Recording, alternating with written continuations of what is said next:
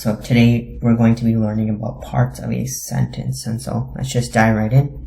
So all sentences contain three main things, or three main principles, and so those are a subject, a predicate, and a complete thought. And so here, shortly, we're going to be diving a little bit deeper into those three ideas. So firstly, a subject, who or what, and some examples of a subject are I, you, we, Mr. Johnson, etc. So these are all examples of subjects.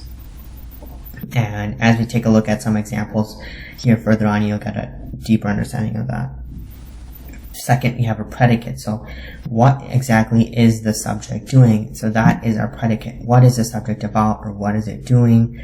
And oftentimes it gives an action to the subject. So that is a predicate. And some examples are I ran, or I mowed the lawn, or I did homework. So I, in all those cases, being the subject, and our predicate ran, mowed the lawn, or did homework. And if you notice, all three of those are action items, or actions that the subject is completing. So those right there are all full sentences with a subject and a predicate. And lastly, all sentences contain a complete thought, and that's it.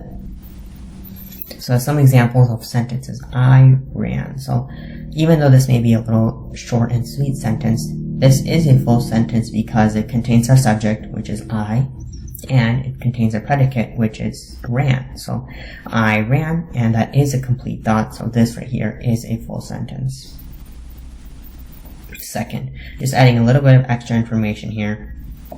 I ran to the park and back. So similar to the previous example, I's are still our subject and ran is still our predicate. I just added a little bit of extra information, which is to the park and back, but that does not change the fundamentals of the sentence. And this still remains a sentence. And then lastly, I ran to the park, found my dog, and ran back. And this is a little bit more of a complex example, but some of our fundamentals still stay the same. So I here is our subject again, and ran, found, and ran are our predicates. So even though we don't have just one predicate, we have three this time, this still is a full sentence because we still have our three fundamental ideas of having the subject, predicate, and a complete thought. So if you read this sentence out loud, you see I ran to the park, found my dog, and ran back. So this right here is a complete thought, and therefore is also a complete sentence. And now just an example of a sentence that isn't a complete sentence.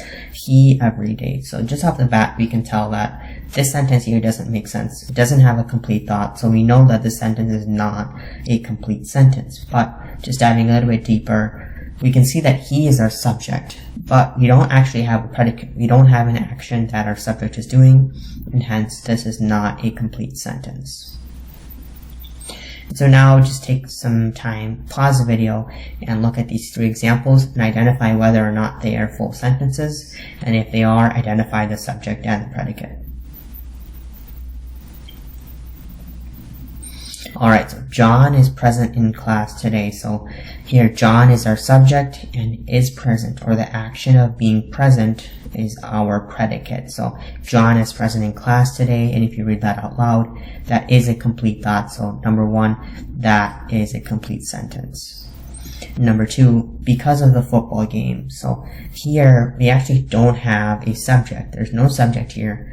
Predicate, we don't have a predicate either. There's no action that a subject is doing. There's no action at all, actually.